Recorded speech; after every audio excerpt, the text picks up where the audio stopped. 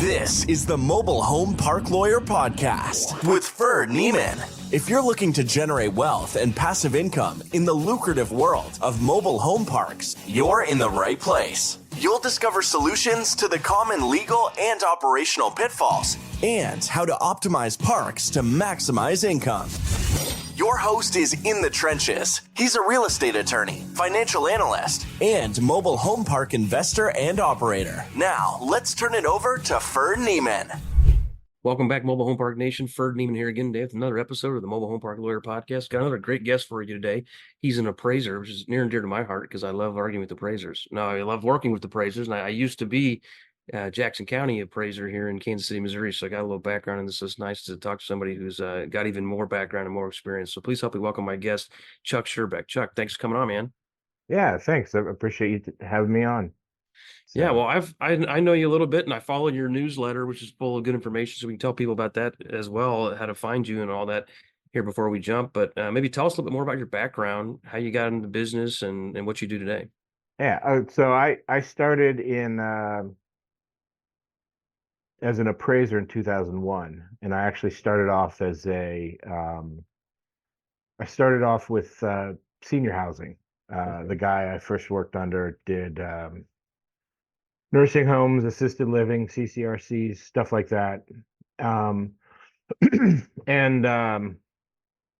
so did that for a couple of years, and then I switched over to work under Bruce Nell, who's the current head of our practice group. I've known Bruce since the 7th grade, so Wow. we sort of grew up together. I went to college at Ohio State and was actually a religious studies major. My plan was eventually to go on to grad school, but I got married a few days after graduating, and I never got back. Bruce had started working as an appraiser, and so I connected with him and just started doing appraisers with another guy that was actually a member of our church. So that's kind of how I got into it. When I switched under Bruce, he was developing a strong manufactured housing practice. And so from about 2006 on, through the recession and all that, we started, became a specialist in it. And Bruce rose up through the ranks, and so he's actually the largest producer for appraisal reports. He brings in the work. He's really good at selling it. So I'm currently the head of manufactured housing for the Midwest and Northeast. But we have our whole team is nationwide coverage. We have someone that works out the Pacific Northwest. We've got 2 people in California. We've got a couple people in Texas, someone in Florida that covers the Southeast. We got someone in Nashville that covers the other half of the South. So we've got this, what I think is one of the stronger groups for appraisals in the industry, because most of our regional heads are MAIs, which is highest designation you get as an appraiser. I'm an MAI myself. So Great. No, we started a different area, but switched over to MH, and along with Bruce, we've built a pretty strong national team. So yeah, no, I see you guys are active. I see you on LinkedIn and other places. You're always doing a ton of deals. So maybe tell us right now, for our listeners, it's March of 24. So we're in a pretty unique interest rate environment, at least relative to the last few years, where interest rates have gone up. How is that impacting in your business and your clients' business as far as transaction volume? And how I've always kind of heard and followed that cap rates tend to have a lag behind interest rates. So if interest rates are up 250 bips, do cap rates go up 250, or they go less for certain assets? How's that all work today? There's a couple of like counterbalancing forces. Interest rates have sort of tamped down things a little bit, and even cap rates have gone up over the past couple of years. So that's a pushes down value. But the other thing is that, well, I mean, it goes back before the pandemic, but I think a lot of people in the pandemic realized, all right, the people own the homes. So of all your renters out there, the people that are most likely to continue paying rent are those people that are invested in the real estate in some sense. So, when you look at that against other things that were considered locks in real estate, like, triple net retail and things like that, that had suffered during the pandemic as well, there was what was a heightened interest even increased. So after the pandemic, for the next couple of years, you had a lot of people getting into the industry. So all that money and interest has sort of pushed down cap rates. We'd be even, I'd say up until early 2022, every few months I would say there's no way cap rates can get any lower. I mean, it's insane. So there's, in that sense, manufactured housing is beating the average. But certainly things are, cap rates are higher, values are lower than what they were year and a half ago, even. So what I've kind of seen, tell me if you disagree, but you look at it a lot of markets yourself, but what I've seen is interest rates have gone up by, a sizable margin, but for manufactured housing, because of the stickiness of the tenant base, because some of the underlying fundamentals of the asset class, cap rates have gone up some, but not as much as interest rates and not as much as some of the other asset classes. Is that a fair assessment? 100%. That's right. Okay. So great. Now, so you made a comment a minute ago, and I think we've all made this comment that, man, can cap rates get any lower? Or they're kind of insane. But obviously, if a willing buyer and a willing seller transact at that price, that is the market. How much do you look at market comps versus, your own other analysis or opinion? And how does that change from time to time, if at all? Well, yeah, I mean, so there's several different ways we look at cap rates, developing them. One is market comps, and that is overwhelmingly, like you said, I mean, the definition of market value is a knowledgeable buyer and knowledgeable selling come together. That's the strongest support. We will also call around to brokers. If you're subscribed to the newsletter, I put out a weekly rundown of what's listing in the market. So we look at current listings. That's an important factor. And then there's financing techniques. There's band of investment and debt coverage ratio techniques that get there. Now those are kind of diverging from some of the other sources because of the factors we already discussed. But those are the things, and the market comps are the number one thing that we look at. So how has the market changed as far as, what percentage is volume down, if you have that statistic, or days on market? I mean, I know I recently saw a deal that I thought was overpriced by a ton. I'm like, this is overpriced even at the peak of the market, and apparently it was, because I offered like 70 cents on the dollar, and I was like, this is a low ball offer, and the broker got back to me and said, you're our selected buyer, but they wanted me to go another $2 million. I was like, well, I'm not going to do that. But they told me that nobody else, at least no credible buyer, made a bigger number than me, and I was 70% of list. So that, I don't know if it's going to transact or not. My gut is no, because we're so far apart. But there's seemingly still a disconnect where sellers want yesterday's prices, but buyers can't get yesterday's loans, so you can't pay the same price you could a year and a half ago. Right. Yeah. No,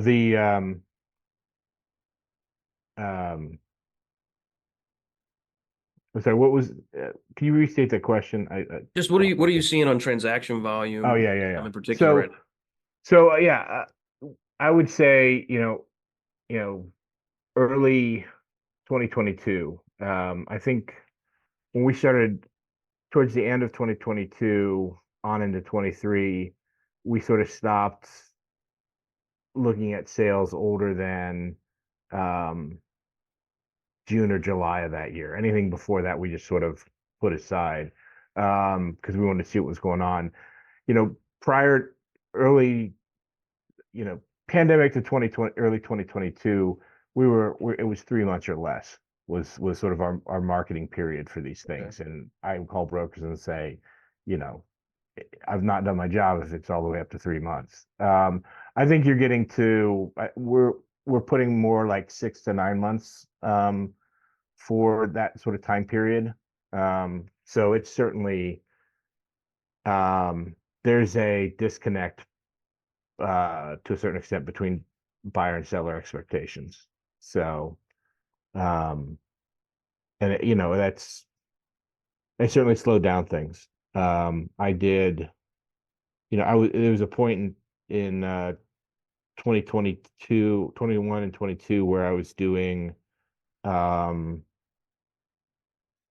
I was averaging 10 to 20 appraisals a month, and now I'm 5 to 10. So it's Got it. in terms of that factor, it's my business is half of what it used to be. So Yeah, I see it a lot in the market too. I mean, the same thing. A lot of our law clients, it's like guys that are really active. I'm like, I haven't heard from you in 6 months. Did you replace me? He's like, no, we're just on the sidelines. Like, okay, I was yeah, want to make sure. Um, let's talk about variables that impact value. So I'm going to give you a hypothetical park. We were talking earlier. okay, You appraised one of my parks in the past in Quincy, Illinois, my hometown. So let's assume just pick one. 50. If I sold this park, so we'll pick this one. 54 sites in Western Illinois, city water, city sewer, mostly tenant-owned homes. So say 90 to 95% tenant-owned homes. What kind of cap rate? Um, let's 3-star park. Decent park, paved roads. Mostly single wides, but 80s and newer, 80s, 90s. So vinyl siding, shingle roof. What kind of cap rate does that look like in today's market? And then I'm curious to see what that would look like, in the past, what you think it'll look like in the future. And then from there, we'll look at variables such as modifying utilities and occupancy and so on. yeah. So I'll pull up something here real quick. I put together um, a newsletter that we're going to hand out at the manufactured housing event um, next week, and I kind of put together where we see cap rates coming in at. Yep. So and so these are, we sort of break stuff into um sort of quality classification. So 4 to 5 star class A uh properties. They also tend to be larger communities. You're probably looking at um you can on stuff like that, you could look at 4.5 and under, maybe getting down even under 4 in some really nice markets like Florida, California, stuff like that. For uh class B properties, you're probably looking at somewhere between 5 and 6.5. Some of the, if it's in a major city, if it's how many home sites it is a factor. The potential of the market is a factor. Um, occupancy, upside is, I guess, the best way to put it. Occupancy potential increase, rents potential increase. Those are probably So you'll give a lower cap rate and thus a higher value if there's upside in the rents and the occupancy, as opposed to going off current NOI. so it depends who we're doing it for. So Fannie and Freddie, which is who I do a lot of stuff for, they will not let you look at, leasing up the property and taking off the cost to lease it up. That's one way we would approach it. Right. So if you're looking at that, the only way you can really quantify that upside is by putting it in the cap rate. So the and then when you get to Class C, and for us, Class B is probably the largest classification. It's 3 to 4 star. Anything under a 3-star property we consider Class C, and those would be, they might kind of merge into Class B range if they were in a really nice area, but other than that, you're probably looking at 6.5 all the way up to 12 if it's bad Right. location, old homes, stuff like that. Okay, now So what if it's a nice, like I have one park particular, it's a nice park, nice market, but I have private sewer. I've got septic. Are you gonna decrease my value a little based on private utilities? Or are you gonna just have if that expense is already included in the operating expense, are you gonna not ding me? I may not necessarily reduce for that, and that's because it's a consideration. You I think a lot of owners have figured out um how to deal with that. Right. It's you want to do your due diligence and make sure that your septic system's operating properly. But if it's in good shape, it would be a bigger draw or a bigger, you know, downtick if it was, you know, 5 to 10 years ago.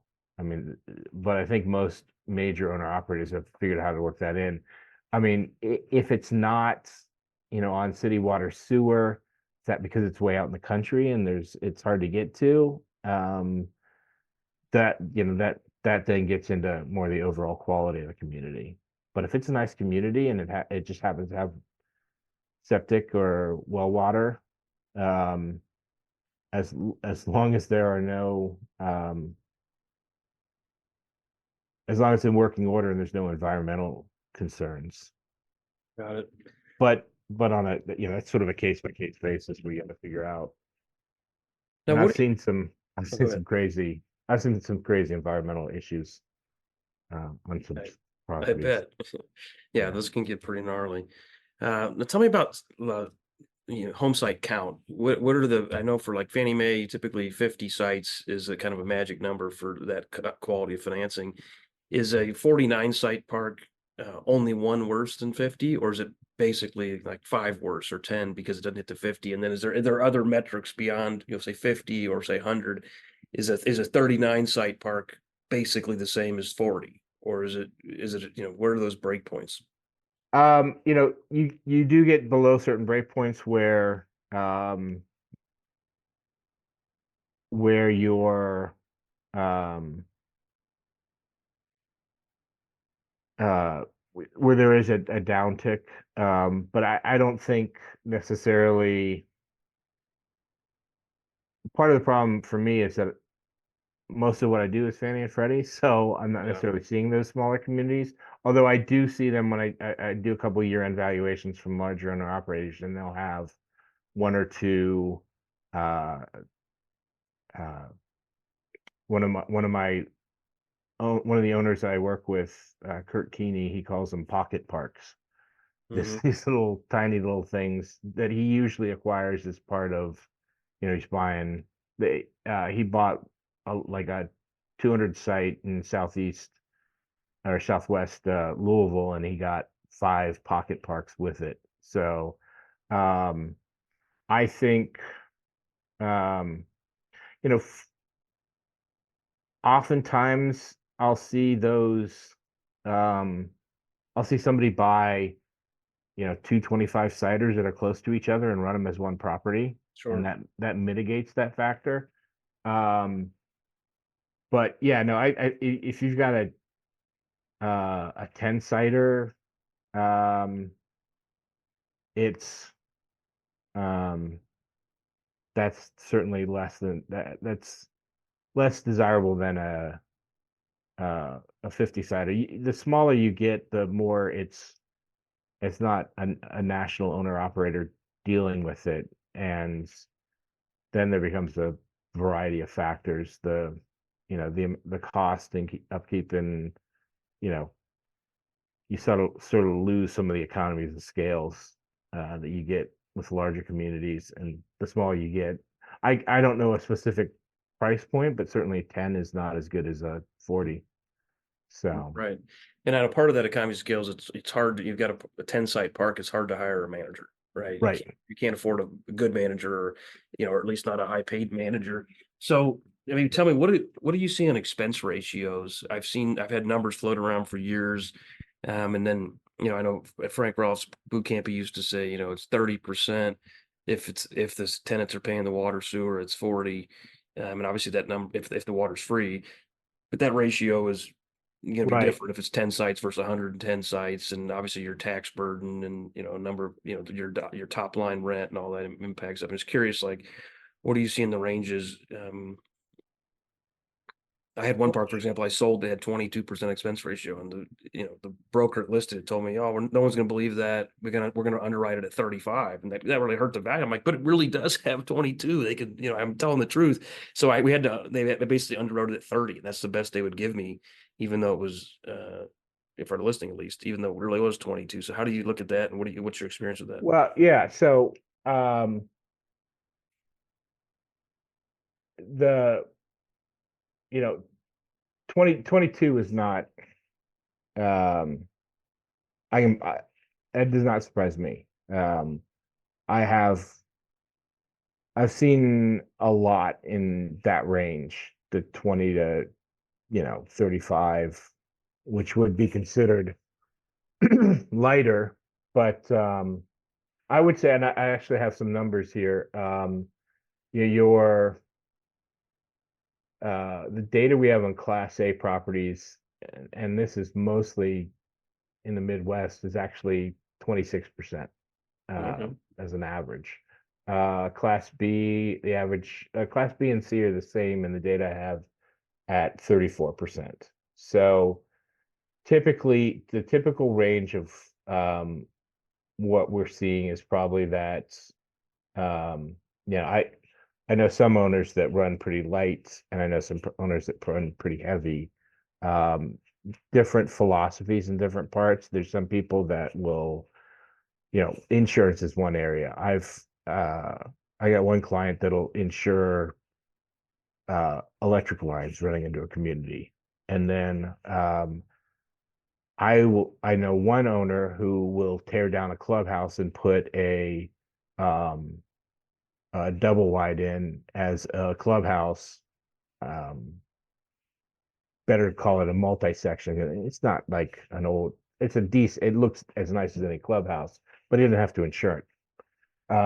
So it's just different philosophies. And then all of a sudden going low on that. A lot of people, it's one same owner has in one community they use they have their own personal they have their maintenance people go around and collect the trash and then put it in their dumpsters, and that saves them a considerable amount. So you can get pretty tight on these things, and not if I, I would have the expense comps to prove your rates, which is we mentioned this earlier. It's a reason to go with an expert and in manufactured housing, because we've seen almost every scenario, right? How in those smaller communities, um, on-site management may be just one of the residents. Everybody's responsible for taking care of maintaining their site, and you just pay um, an on-site manager to collect rents, and you're Right. just paying them you're just paying them free rent, right? And so it's the rent of a property times 12 and the rent of a site times 12, and that's your expense. I did one community in Buffalo, New York, where it was a 55 plus community, all multi-section homes, almost class A, and that they didn't have any common areas to maintain though. I mean, everybody was just happy to have a really nice home with an affordable site rent. And I met everybody, and the owner of this multi-section that was this 75-year-old lady that was sweet as it could be, and she was the manager of the community, and all she did is collect rents or collect checks, and you know so you yeah, they were decent rents. I mean, it was the expense ratio was very low because you had very low management, so very low maintenance too. Yeah. So yeah, I mean, it's a part of it's just being able to tell the story of why stuff is that low and having the data to back it up. Okay. Makes sense. Let me ask you about park owned homes. How do you value those? And do you put a different expense ratio on them, different cap rate? Do you capitalize the NOI, or do you look at shell So values? so in terms of park owned homes, Yeah. we don't typically value them directly. We will sometimes evaluate the impact they have overall in the community.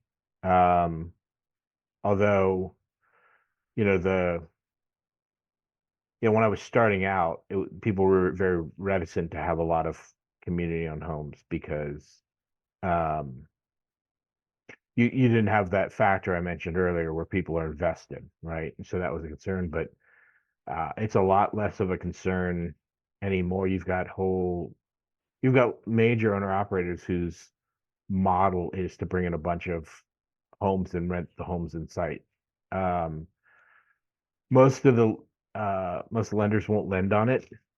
When they do, that is something we do is we value them, and we just sort of we look at them a variety of ways. One, um, there's a variety of cost source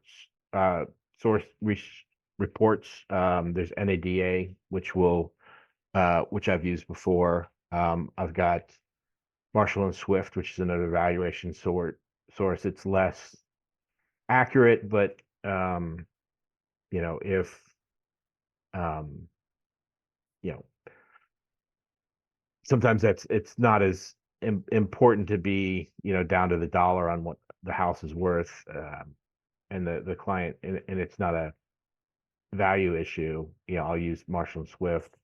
Um, so there's a couple of just cost approach ways. Sometimes we'll include it in um, the regular, we'll put it in as the homes and the expenses as a line item. And then what we'll do is we'll try and determine the difference between the cap rate on the homes versus the home sites. And that can range anywhere from 5 basis points or um, uh, 500 basis points to 0 basis points. We and the key difference is Wells Fargo had a program, and I don't they've not called us to do any more work on it, so I don't know if they're still doing it or not, but they had a program where they would value everything, and we use the same cap rate. The difference is that they were able to get the homes classified as real estate. Interesting. There's a part of the tax code that we used that defines whether or not you can count for a tax deduction a manufactured home as real estate or personal property, which um, impacts how you can deal with it from a tax standpoint. So we use that classification to say this is real estate because it meets these criteria. Um, And the funny thing, upon reading it, it was like most of the home sites that I'm familiar or homes that I'm familiar with are cited in this manner. So like you could make an argument that most home sites are real estate. But not a lot of people do. And then when we were doing it that way, I think we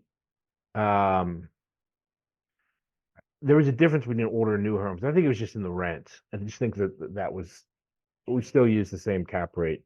Um, but typically, we're probably closer to the um, you know, 3 to 5% increase over the going in rate or going over the real estate cap rate. And then what we do is we take the percentage of the income stream that each is, and we multiply that by the cap rate, and then sort of get a weighted average. So that's one way we do it. And then another is we just isolate, we throw in the addendum, here's the value of the community owned homes, here's the income and expenses, and here's the cap rate we're using. But it's a higher cap rate because if we're viewing it as um, personal property versus real estate, then there's a lot more risk to that, if that makes sense. Okay, makes sense. Now, let me ask you this.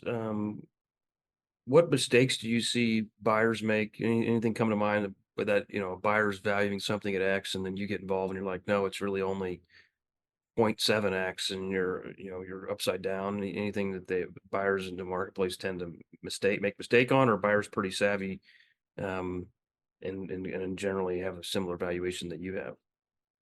Um, the buyers that we're working with are generally pretty savvy in terms of how they're evaluating things, more so um, more so than um, than mom and pop owner operators that have had the property for a while. The mistake I would uh, see from maybe a small owner operator that's not as active in the market is that um, they're not increasing rents as much as they should. They're not. Some smaller owner operators are probably operating at 70% or below occupancy because they're not taking the time to figure out how to bring in homes and sell them. So, mistakes that a buyer could come in and make, times when we've seen, um, times that we've seen things, even experienced buyers, I would say is, if you've got an equity partner that you're working with and that equity partner is unwilling to, I guess finding the right equity partner, if that's the situation that you're in, is important. If you're buying something for upside, you've got to have the ability to buy homes and bring them in. I mean, you gotta increase occupancy.